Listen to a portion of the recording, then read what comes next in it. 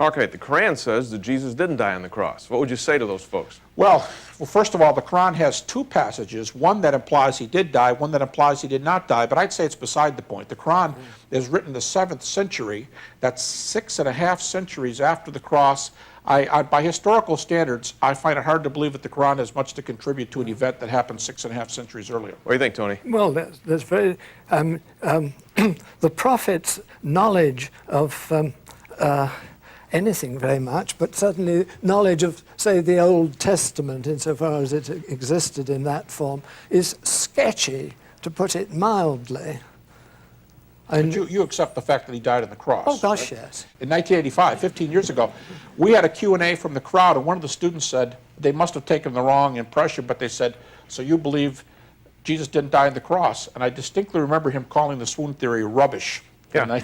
Now, John Dominic Crossan, although he would admit that Christ died on the cross, says he was probably laid over in some trash heap and torn apart by the dogs.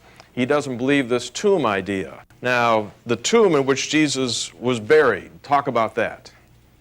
What's the evidence? Yeah, the burial. Well, okay. First of all, let's get him buried. Was he buried in a tomb? What's the evidence for that? Well, the interesting thing about Crossan is very few of his colleagues agree with him here. There's not a bit of evidence, not a bit, that says that Jesus was buried in an unknown plot and chewed up.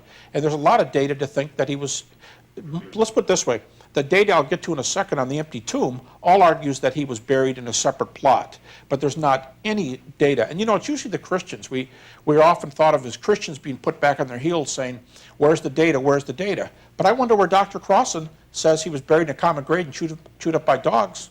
I think it's real easy. You say, give me one source. All right, Tony, are we still on board on this one so far?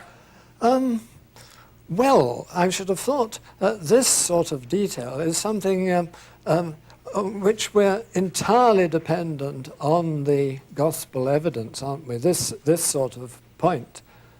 Are we? I disagree. All right, why? No, I disagree. Talk to your buddy there. Yeah, I'll talk to my buddy. Yeah. All right. Two examples. Yeah. Acts 13, not the book of Acts, but in Acts there are a lot of creedal passages, small creeds. And in Acts 13, we are told that he was laid in a tomb and God raised him, so we have an empty tomb. Back to our buddy Paul, 1 Corinthians 15, Paul uses a long sentence with what's called a triple hoti clause. In the Hebrew, it reads like, the Hebrew thinking, but in the Greek, it reads like this. Paul says, he died for our sins according to the Scriptures, he was buried, and that he was buried, and that he was raised, and that he appeared. So if you've got a person who's dead, buried, raised, and appears, it's very hard to imagine that sequence without what going down is what's coming up. So I think Paul's very clear that what went down is what comes up. You've got this and, triple hoti clause. He died. He was buried. He was raised. He appeared. And you got Philippians 3:11 again, ekanastasis, coming out from among the dead. How you can have that combination to be a Pharisee and believe that something comes down is not coming up, I think we do have Paul on the empty tomb.